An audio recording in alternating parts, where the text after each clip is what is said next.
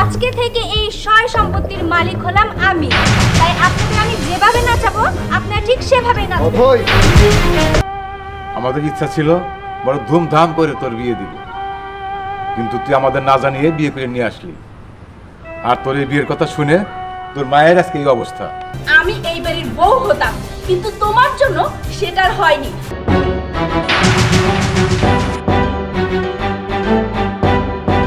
কি আশ্চর্য ব্যাপার, এটা কেমন ব্যবহার? আপনি যদি ভালো ভালো এখান থেকে না যান, তাহলে আমি কিন্তু স্বাভাবিক থেকে অস্বাভাবিক হয়ে যাব।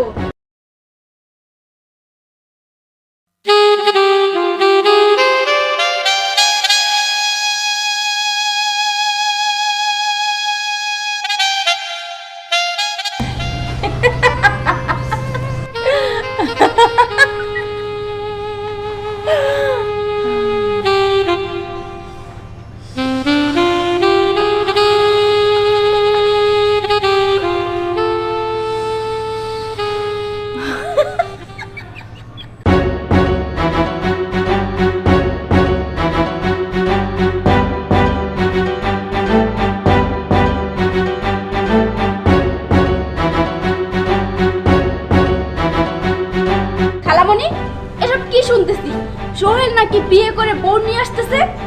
কি ব্যাপার, কথা বলছো না কেন? দেখো, সোহেলকে আমি ভালোবাসি। ও যদি অন্য কোনো মেয়ে এই বাড়িতে নিয়ে আসে, তাহলে কিন্তু ওই মেয়েকে আমি ছেড়ে দিব না।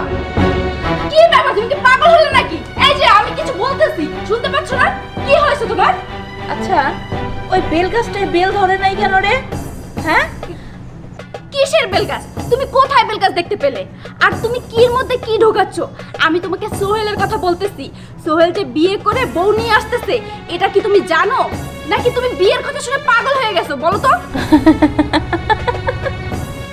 জানিস আজকে নাকি আমাদের বাড়িতে অনেক লোক আসবে, তাই আমি ভেবেছি ওই নারকেল গাছ থেকে দুটো নারকেল পারবো, পেরে সুন্দর করে পিঠা বানাবো। তুই খাবি তো? খালামণি, তুমি এসব কি বলতেছো? কিছুই তো বুঝতে পারছি না। বুঝতে পেরেছি, তুমি সোহেলের বিয়ের কথা শুনে পাগল হয়ে গিয়েছো। শোনো, আমি এটার একটা ব্যবস্থা করে তারপরে এই বাড়ি থেকে যাব। তার আগে কিন্তু যাব না। সোহেল আগে আসুক এই বাড়িতে। আচ্ছা, তুই এসব কি শুরু করলি? আমার কি এখন বিয়ের বয়স আছে? তোর আমাকে বিয়ে দিতে চাস? যা।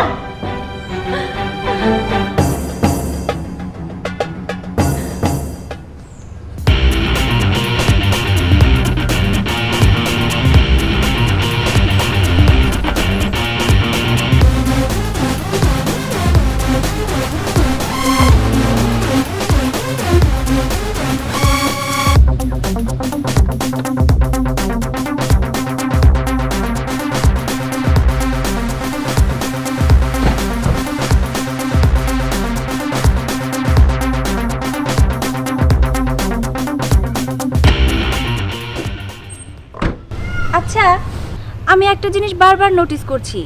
ঢাকা থেকে এই পর্যন্ত আসা অবধি তুমি আমার সাথে ঠিকমতো কথাও বললে না। তোমার মুখে কোনো হাসি খুশি নেই কেন বলো তো? আসলে বিষয়টা হচ্ছে, আজকে 3টা বছর পর আমি বাড়িতে আসছি, সাথে বউ নিয়ে। আমার আব্বা মার স্বপ্ন ছিল আমার বিয়েতে তারা ধুমধাম করে আয়োজন করবে, কিন্তু আমি তাদেরকে ধুমধাম করা তো দূরের কথা, হঠাৎ করে এভাবে বউ নিয়ে যাচ্ছি, এগুলো শুনে তার হয়তো একটু মন খারাপ করছে। এই জন্য মনটা একটু খারাপ।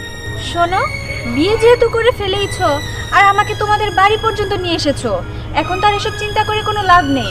চলো আমরা বাড়ির ভেতরে যাই, সবকিছু এমনিতেই ঠিক হয়ে যাবে। ঠিক হয়ে গেলেই ভালো। ঠিক আছে, চলো। চলো।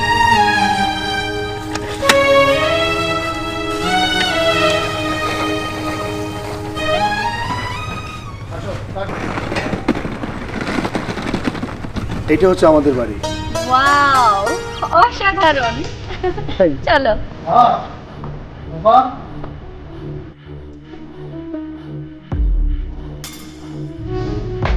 মা,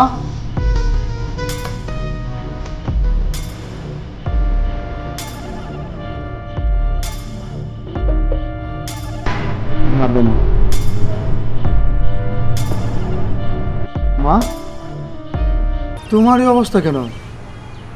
তোমরা সবাই চুপচাপ দাঁড়িয়ে আছো, কারো মুখে কোনো কথা নেই। মা, আব্বা, আমার আমার বউ, তোমাদের বৌমা। আসসালামু আলাইকুম। ওয়ালাইকুম আসসালাম। ও, তোর মায়ের অবস্থা জানতে চাস? তুই শোন, তুই আমাদের একমাত্র সন্তান। আমাদের ইচ্ছা ছিল বড় ধুমধাম করে তোর বিয়ে দিব, কিন্তু তুই আমাদের না জানিয়ে বিয়ে করে নিয়ে আসলি। আর তোর এই বিয়ের কথা শুনে তোর মায়ের আজকে এই অবস্থা। বাবা, বাবা, তুমি এসব কি বলছো? আমার বিয়ের কথা শুনে মা পাগল হয়ে গেছে, পাগলের মতো আচার আচরণ। আমার বিশ্বাস হচ্ছে না। আচ্ছা শোনো না, বলছিলাম কি, তোমার মা মনে হয় সত্যিই পাগল হয়ে গেছে। ওনাকে দেখে তো এমনটাই মনে হচ্ছে। যাক, এবার তো আর কোনো চিন্তা নেই। ভেবেছিলাম বাড়িতে ঢোকার পর কোনো একটা ঝামেলা হবে। তোমার মা যেহেতু পাগল, আমাদের আর কোনো সমস্যা হবে না। চুপ করো তুমি। আমার কাছে মনে হচ্ছে তুমি একটা পাগল। আমার বিয়ের কথা শুনে আমার মা একটা মানসিক রোগী হয়ে গেছে, আর তুমি খুশিতে কি সমস্ত কথাগুলো বলতেছো। ঘরে চলো। ঠিক আছে ঠিক আছে, যাচ্ছি। তো আমি কোন দিকে যাব? ওই পাশের রুমটা। চলো। বাবা, বাবা, বিশ্বাস করো, আমি এভাবে বিয়েটা করতে চাইনি। আমি অথৈকে খুবই ভালোবাসি। অথৈর বাবা অন্য কোথাও তাকে বিয়ে দিতে চাচ্ছিল বলেই এইভাবে আমাদের বিয়েটা করা। আর আমি ভাবছি আমি বললে তোমরা আমার বিয়েটা মেনে নিবা, খুশি হবা। কিন্তু আমার বিয়ের কথা শোনার পরে মাঝে মাঝে মানসিকভাবে ভারসাম্য হারিয়ে ফেলবে, এইটা আমি বুঝিনি। মা, মা, তুমি আমাকে ক্ষমা করে দাও। আমি তোমার কাছে চলে আসছি। আমি আমি আমি সেবা সত্য করে তোমাকে আবার সুস্থ করবো। মা, না না, এখন থেকে তোর আর তোর বউয়ের কোনো ঝামেলা রইল না। কারণটা কি জানোস? তোর মা এখন পাগল পাগল। মা, মা গো, মা, আমার জন্য আজকে তোমার এই অবস্থা। আমি কথা দিচ্ছি মা, আমি আমি সেবা সত্য করে তোমাকে সুস্থ করবো। হ্যাঁ, সুস্থ করবো মা। আচ্ছা, ওই যে ওইখানে কে দাঁড়ানো গেটে? মা,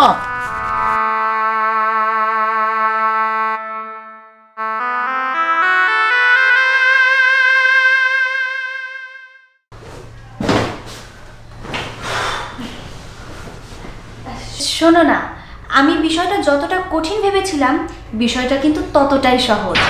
আমি সিদ্ধান্ত নিয়ে নিয়েছি, আমি আর ঢাকায় ব্যাক করব না। আমাদের এত সুন্দর একটা বাড়ি, এত সুন্দর সংসার, আমি চাই এই সংসারের কর্তা হয়ে তুমি থাকবে আর কর্ত্রী হয়ে আমি থাকবো। যেহেতু আমাদের ঢাকাতে একটা বিজনেস আছে, তুমি এক কাজ করবে, ঢাকা যাবে, বিজনেস সামলাবে, আবার এখানে আসবে। আমি আর ঢাকা যাব না, আমি এখানেই থাকবো। কি ব্যাপার, চুপ করে আছো কেন? তোমার মায়ের জন্য টেনশন হচ্ছে? শোনো, এসব নিয়ে ভেবো না। তোমার মা হয়তো আমাদের এই বিয়ের কথা শুনে একটু ভারসাম্যহীন হয়ে গিয়েছে, কিন্তু ব্যাপার না, ভালোভাবে ট্রিটমেন্ট করলে উনি ঠিক হয়ে যাবে। চুপ করো তুমি। কি বলছো তুমি এসব? তুমি কি পাগল হয়ে গেছো? আমার বিয়ের কথা শুনে আমার মা সে পাগল হয়ে গেছে, অথচ তার জন্য তুমি একটু মন খারাপ না করে তুমি কতটা খুশি হয়ে গেছো একবার ভেবে দেখছো? আমি বাড়িতে থাকতে পারবো না, কারণ এই বাড়িতে আমি যত থাকবো, যত আমার মাকে দেখবো, তত আমার কাছে বেশি খারাপ লাগবে। নিজেকে অপরাধী মনে হবে যে আজকে আমার বিয়ের কথা শুনে আমার জন্য আমার মা পাগল হয়ে আছে। আমি কালকে ঢাকা চলে যাবো। শোনো, তুমি গেলে যাও, আমি এখান থেকে যাব না। আমার শ্বশুর বাড়িতে আমি থেকে যাব, আমি যাব।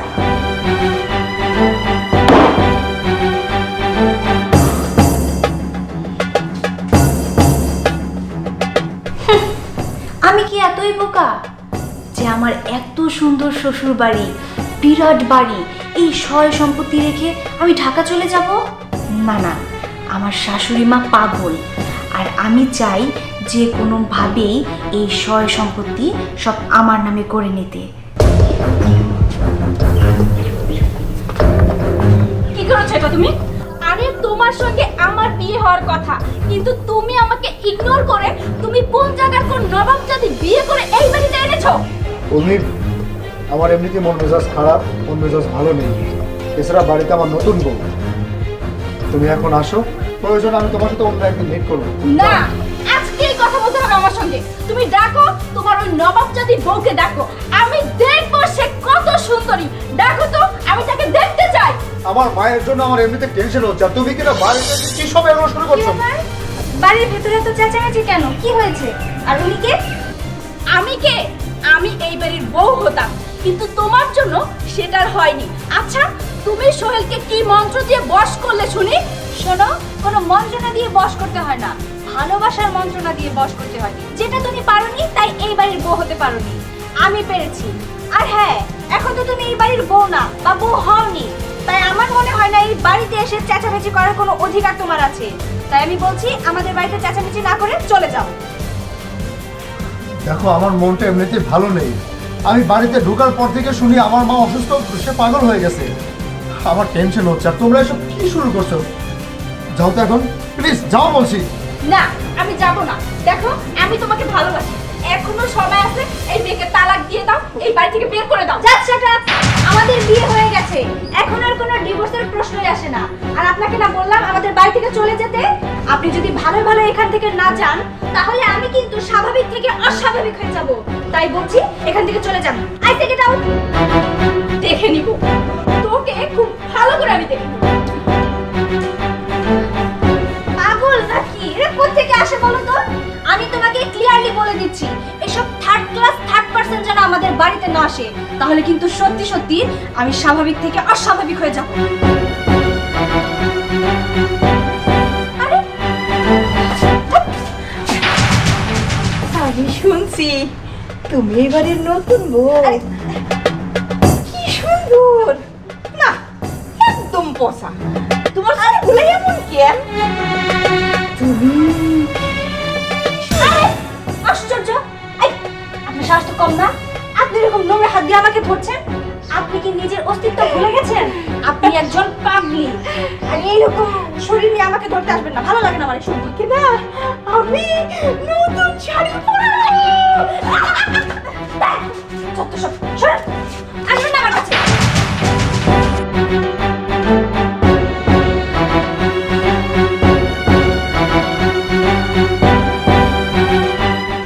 বাবা, আমি বলছিলাম কি, আমি আর না ঢাকা ফেরত যেতে চাই না, আমি এখানেই থাকবো। আর তাই বলছিলাম আপনাদের যত সয় সম্পত্তি যা আছে আপনি আপনার ছেলের নামে লিখে দিন।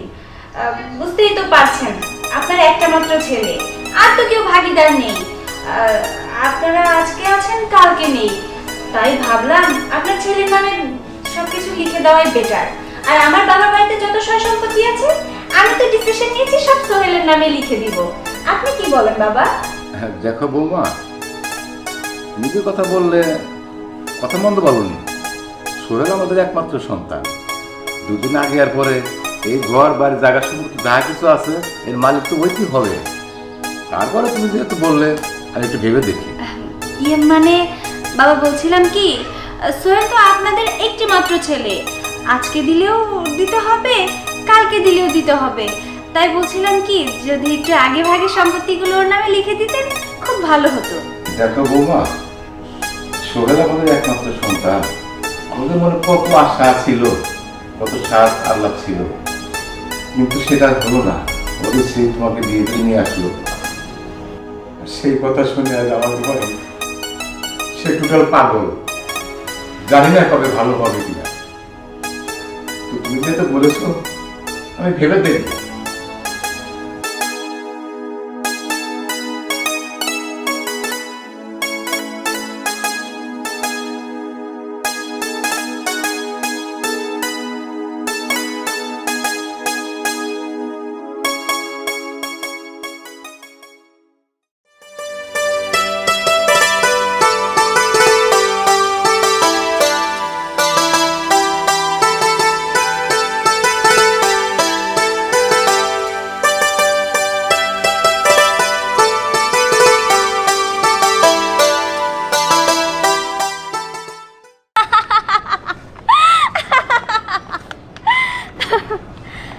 আমার শ্বশুর ভেবেছে এই সয় সম্পত্তি সব কিছু তার ছেলের নামে সে লিখে দিয়েছে, কিন্তু না, এই সয় সম্পত্তি সব তো আমি আমার নামে করে নিয়েছি।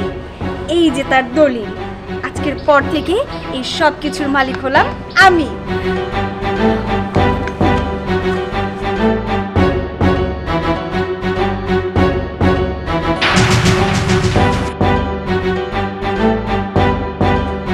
আশ্চর্য ব্যাপার, এটা কেমন ব্যবহার? কি এটা? কি আবার? দেখতেই তো পারছো, দলিল। বুঝলাম এটা দলিল, আমার গায়ের উপরে কেন? আর এটা কিসের দলিল? কিসের আবার? তোমাদের সয় সম্পত্তি, স্থাবর আর এই যে বাড়িটা দেখছো, এই সব কিছুর দলিল এটা। আর এই সব কিছু এখন আমার নামে। তুমি এসব কি বলছো? এই বাড়িটা আমার বাবা তিলে তিলে কষ্ট করে এই বাড়িটা করেছে। আজকে এই বাড়ির মালিক যদি হওয়ার কথা হয় সে আমার, তুমি কেন? আমি কি করে বলবো আমি কেন? তোমার বাবা আমার নামে লিখে দিল, এতে কি দোষ আমার? এতে কি আমার অপরাধ বলো? যাক, সেসব কথা বাদ দিয়ে দাও। যেহেতু এই সব কিছুর মালিক এখন থেকে আমি, তাই আমি যা বলবো তোমাদের প্রত্যেকটা মানুষকে ঠিক তাই করতে হবে। শোনো, আমি তোমাকে এখন এই মুহূর্তে ডিভোর্স করব। আমি তোমাকে খুন করে ফেলবো। পারবে না। এখন সবকিছুর মালিক আমি যা করব তোমাদের তাই মেনে নিতে হবে। আমার শ্বশুর আব্বা কোথায়? অথই, পাগলামি হচ্ছে কিন্তু। কোথায় আমার শ্বশুর আব্বা? এই বাড়ির লোকজন কই? সব বের হয়ে আসুন। কি হয়েছে কি হলো? আপনাদের কিছু কথা বলবো আমি। চুপ করো তুমি, বলতে দাও আমাকে। শুনুন, আজকে থেকে এই সয় সম্পত্তির মালিক হলাম আমি। তাই আপনাদের আমি যেভাবে নাচাবো আপনারা ঠিক সেভাবেই নাচবেন। অথই, মানে তুমি যেও না, এটা আমার বাবার বাড়ি। তোমার সামনে আমার বাবা এবং মা দাঁড়িয়ে আছে। তো কি হয়েছে? এই সব কিছুর মালিক যখন আমি যা বলবো তোমাদের তাই করতে হবে। বৌমা, আমি তো আমার জায়গা সম্পত্তি লিখে দিয়েছি আমার ছেলের নামে, তোমার নামে নয়। শ্বশুর আব্বা, আপনি ঠিকই বলেছেন। আপনি ভেবেছিলেন এই সয় সম্পত্তি আপনার ছেলের নামে আপনি লিখে দিয়েছেন, কিন্তু না, এই সব কিছু আপনি আমার নামে লিখে দিয়েছেন। আর যখন সাইন করেছিলেন তখন তো আপনি ভালো করে এই পেপারটি দেখেননি যে আপনি ঠিক কার নামে লিখে দিয়েছেন। বৌমা, তুমি এতবার চিট করতে পারলে আমার সাথে? তোমাকে আমার বৌমা ভাবতে ঘৃণা হচ্ছে। তুমি আমাকে এভাবে ঠকাতে পারলে? শুনুন, আমি আমার বাবার সঙ্গে কথা বলেছি। বাবা বলেছে আমাকে এই মেয়েকে ডিভোর্স দেওয়ার জন্য যত টাকা লাগে আমার বাবা দিবে। এই জন্য আপনি এই মেয়েকে ডিভোর্স দেওয়ার ব্যবস্থা করেন। এই মেয়ে শোনো, তুমি কিন্তু বেশি বাড়াবাড়ি করছো। আর আমাদের ডিভোর্স করাবে মানে? মুখের কথাই হয়ে গেল না? আর হ্যাঁ, তুমি এখন যে বাড়িতে দাঁড়িয়ে কথা বলছো সেই বাড়িটা এখন আমার।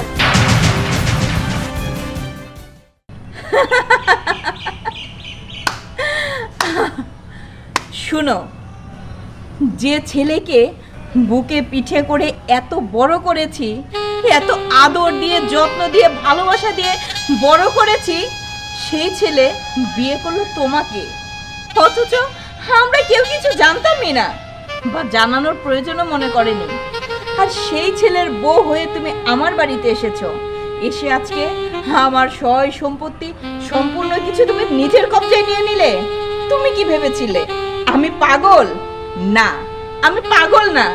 আমি পাগল সেজে দেখলাম তুমি যদি আমার ছেলের বউ হও তাইলে আমাদের ভবিষ্যৎটা কেমন, তুমি আমাদের কিভাবে দেখাশোনা করো, এই তো তার নমুনা পেলাম। মা, তার মানে তুমি পাগল নও, অসুস্থ তুমি হওনি? আমার মনে মনে এটাই হয়েছিল মা। আমি ভেবেছিলাম যে তুমি একসময় সুস্থ হয়ে যাবে, ভালো হয়ে যাবে। বিশ্বাস করো, আমি অনেক খুশি আমি। তোমার বাড়ি তো না, তুমি বউ নামের কলঙ্ক। তুমি এই বাড়িতে ঢুকছো একটা বড় একটা ধান্দা করার জন্য। তোমার ধান্দাটা পূরণ হয়ে গেছে, এখন সবাইকে এই বাড়ি থেকে বের করে দিতে চাচ্ছ। সি, আমার ভাবতে কষ্ট হচ্ছে, তুমি আমার বউ, আমি তোমাকে বিয়ে করেছি। কষ্ট হচ্ছে না? খুব কষ্ট হচ্ছে। আসলে তোমরা আমাকে খারাপ ভেবেছো, আর খারাপ ভাবাটাই স্বাভাবিক। এই যে আমার শাশুড়ি আম্মা, যখনই আমি এই বাড়িতে ঢুকেছিলাম ঠিক তখন থেকেই বুঝতে পেরেছিলাম আপনি পাগল না, আপনি স্বাভাবিক একজন মানুষ। কিন্তু আপনি আমাদের বুঝিয়েছেন যে আপনি পাগল। কিন্তু আমি তো বুঝতে পেরেছিলাম আপনি পাগল না, আপনি পাগল সেজে আমাকে পরীক্ষা করার চেষ্টা করেছিলেন যে আমি কেমন, যে আমি মানিয়ে নিতে পারবো কিনা। আর তাছাড়া আপনার ছেলের সাথে আমার বিয়ে হওয়ার পর থেকে যখন মাত্র আপনার ছেলে শুনলো যে আপনি পাগল হয়ে গেছেন, তখন থেকে আপনার ছেলের সাথে আমার সম্পর্ক ভালো যাচ্ছিল না।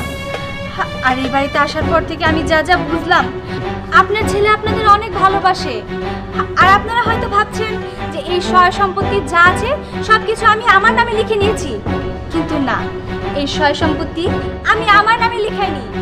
এই সব কিছু আমি আপনার নামে লিখিয়েছি। কি তুমি এসব কি বলছো বৌমা? সয় সম্পত্তি সবকিছু তুমি আমার নামে লিখে দিছো? হ্যাঁ, আপনার নামে লিখে দিয়েছি।